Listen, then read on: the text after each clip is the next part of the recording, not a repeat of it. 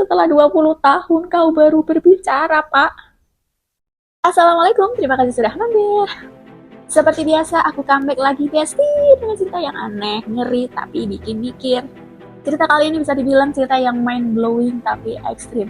Gak ada cerita berdarah-darah dan aksi kriminalitas, tapi cukup membuat seseorang wanita menjadi hancur berkeping-keping. Ini sih definisi ngebunuh tanpa menyentuh.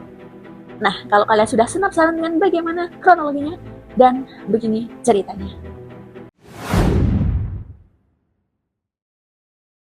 Bayangin ya, kamu nikah. Satu rumah, satu kasur, dengan orang yang ghosting kamu selama 20 tahun. Ya, 20 tahun, guys. Ini tuh bukan karena sinyal jelek, bukan karena lupa balas chat, tapi karena dia milih untuk diem. Dan anehnya, mereka masih hidup bersama, makan bareng, tidur bareng, tinggal satu rumah, dan masih bikin anak, gengs. Di sini sih cuma satu yang hilang, yaitu obrolan. Ini bukan drama Korea, ini bukan prank TikTok, ini kisah nyata dari Jepang. Dan hari ini kita mau bahas soal rumah tangga yang retak. Bukan karena teriak-teriak, bukan karena banting pintu, bukan karena perselingkuhan, bukan karena KDRT, tapi cukup pakai silent mode.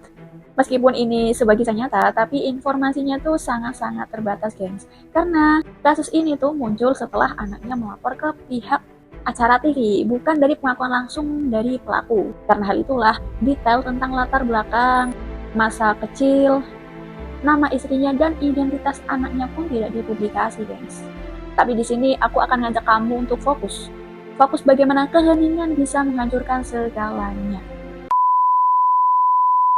Namanya Oto Katayama, seorang ayah, seorang suami, biasa aja. Dari kota Nara, Jepang. Dia nggak cacat, nggak bisu, apalagi jadi biksu. Dia juga bukan orang yang gila meditasi, tapi rumahnya sudah kayak ruang tunggu, gengs. Jadi cuma ada suara detak jantung. Sunyi, sunyi banget. Di dunia luar sih, Otto kelihatannya seperti orang normal pada biasanya. Rutinitasnya bekerja, dia pun pulang tepat waktu, sangat profesional dengan kerjaannya, ya biasa bercanda ketawa-ketiwi sama teman kantornya.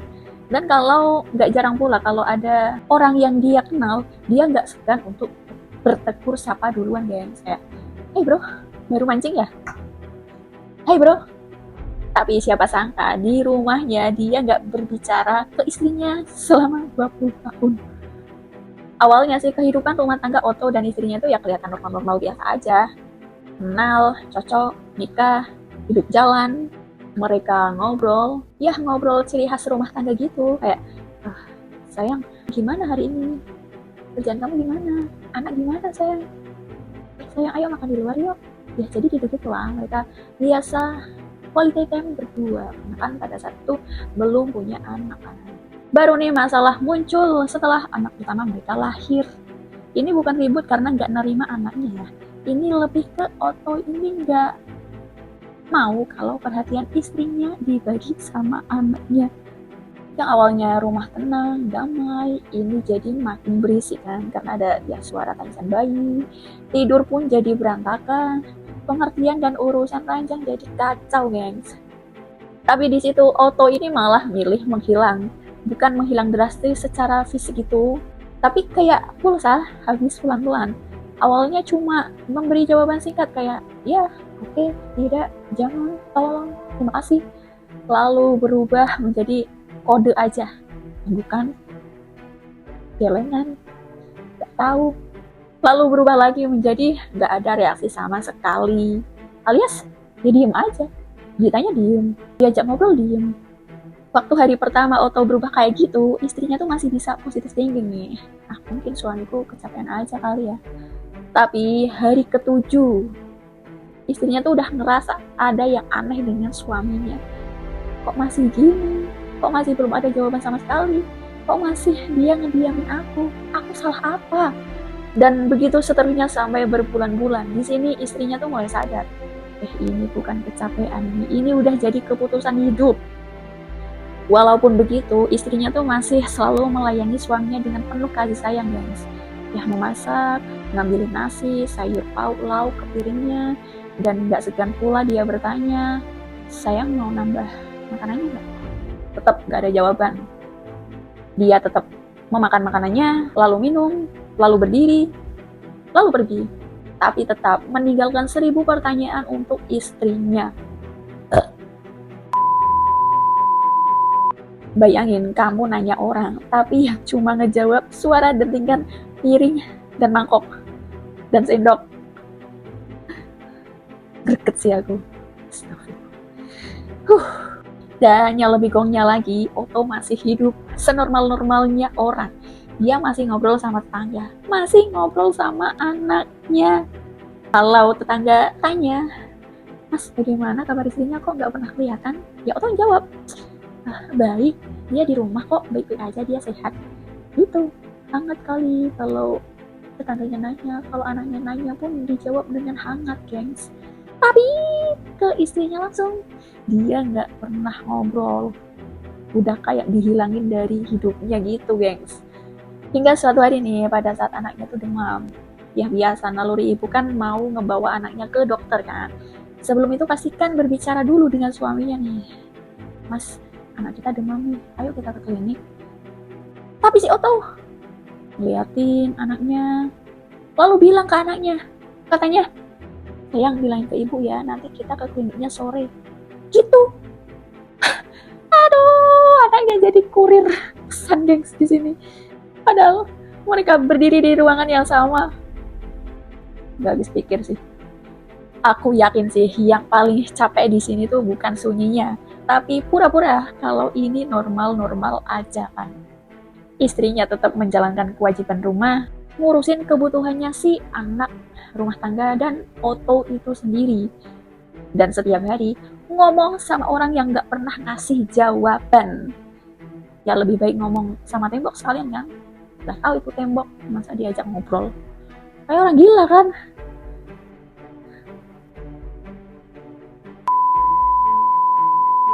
Lalu ada nih satu momen di saat mereka anniversary pernikahan. Bukan perayaan besar, tapi untuk menyambutnya, si istri itu rela memasak masakan yang disukai oleh Otto. Ya walaupun gak ada lilin, gak ada hadiah, gak ada ucapan, dia ini hanya berharap satu keajaiban, yaitu suaminya ngomong. Lalu jam makan malam yang sudah disediakan itu pun tiba. Nah, mereka makan seperti biasa, tapi tetap sunyi, gengs. Otto makan, minum, selesai, berdiri, pergi.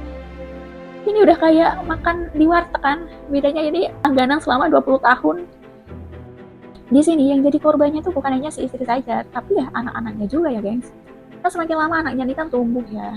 Ada suatu hari, si anak sedang bermain ke rumah temannya dan melihat pemandangan yang menarik perhatiannya, yaitu ayah dan ibunya si temen itu lagi ngobrol bareng, gengs.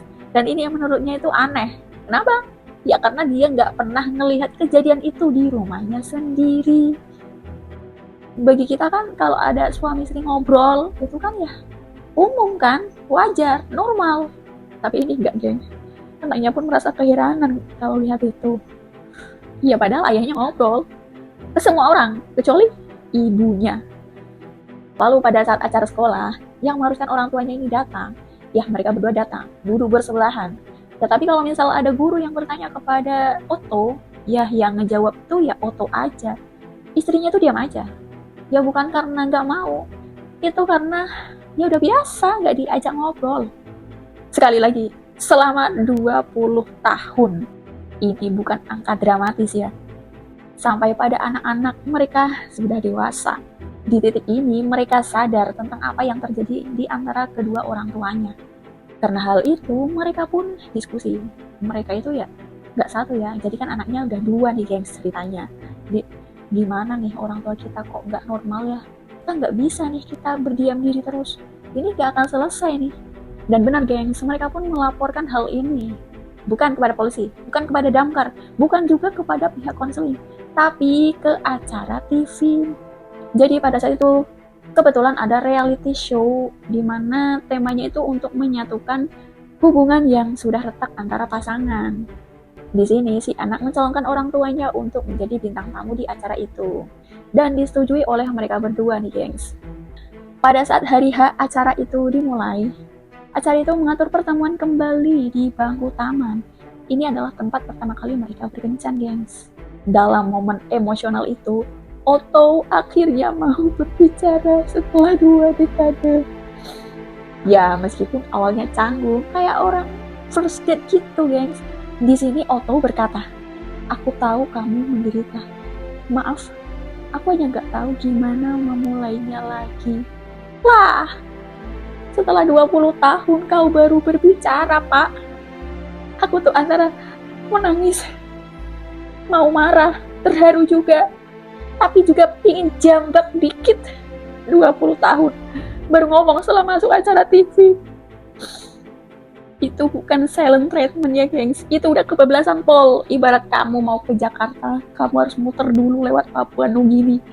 Jauh pol. Gak habis pikir, tolong. Aku emosi. Kopi dulu. Pak, istrimu itu masih setia loh. Masih ngurusin kamu loh. Ngurus anak. Hidup bareng. Dan kamu baru buka suara pas setelah ada acara TV. Astagfirullahaladzim. Setelah 20 tahun baru kalimat itu keluar. Lalu apa yang terjadi setelahnya ya? Gak ada ending manis ala film-film gitu, gengs. Gak langsung harmonis juga. Tapi sekarang kalau ditanya, ya dijawab. Kalau diomelin, ya ditanggepin. Dan rumah itu akhirnya udah ada suaranya lagi. Tapi juga gak happy ending, gengs. Dari laporan media Jepang, setelah acara TV itu digelar, mereka memutuskan untuk berpisah. Bukan karena acara TV ya, tapi ya karena kerusakan itu sudah menumpuk berpuluh-puluh tahun. Acara TV itu cuma menjadi lampu sorot bagi luka lama. Dan anak-anak mereka justru menjadi perhatian publik, gengs. Tapi setelah itu, keluarga mereka menarik diri dari sorotan media. Gak ada eksploitasi lanjutan, gak ada acara itu lanjut ke season 2. Semuanya memilih hidup privat. Kalau aku, didiemin sehari aja kan udah overthinking kemana-mana ya. Ini udah 20 tahun loh. Ini orang lagi marah apa bayar cicilan? Kebayang juga sih jadi istrinya pas kalimat itu baru aja keluar. Oh, jadi suara kamu masih keluar, Pak? Aku kira kamu bisu. Gitu pasti mikirnya kan. Ya aku yang mikirnya gitu. Tapi jujur ya, aku salut banget sama istrinya. Ini istri idaman pol. Kuatnya nggak masuk akal kan, gengs. Dipendem, ditahan tanpa drama publik. Dan pas akhirnya dengar suaminya ini ngomong kembali, aku yakin sih rasanya itu antara lega, sakit, capek, campur aduk. Tapi ya sedih juga. Jadi, aku kira semua wanita di dunia ini gak minta yang mau mulu kok. Cuma ya ngomong lah minimal. Bisa dilibatin dalam segala hal apapun di hidup suaminya kan. Orang bilang, wah istrinya sabar banget. Sabar apaan? Ini tuh udah mati rasa mungkin. Dan jujur, kalau aku disuruh kayak gitu, aku angkat tangan duluan deh. Aku gak akan kuat. Aku suka lebih milih ngamuk daripada didiemin kan. Ya minimal emosinya tersalurkan gitu. Setidaknya kan aku tahu aku masih ribut sama manusia, bukan sama bangkai. Kasus Otto Katayama ini ngajarin satu hal penting. Gak selamanya diem itu tanda dewasa. Gak selamanya diem itu emas. Kadang diem itu cuma cara paling sunyi untuk menyakiti hati seseorang. Dan gak semua luka bisa sembuh setelah dibicarakan di TV. Ya walaupun Otto Katayama ini gak pernah mukul, gak pernah membentak, tapi juga membuktikan kalau diam bisa menjadi senjata, bisa melukai, bahkan membunuh hati seseorang. Karena di dalam hubungan, yang bikin orang gila itu bukan konflik, tapi diperlakukan seolah-olah tidak ada. Dan jangan nunggu masuk TV dulu baru kamu ngomong. Apa susahnya ngomong? Oke gengs, itu saja cerita dari aku malam ini. Gimana? Komen blowingan kasus ini? Ternyata ada loh orang yang kayak gitu. Kebawa emosi juga kan? Kalian gimana? Emosi nggak? Tulis di kolom komentar ya tentang saran video ini.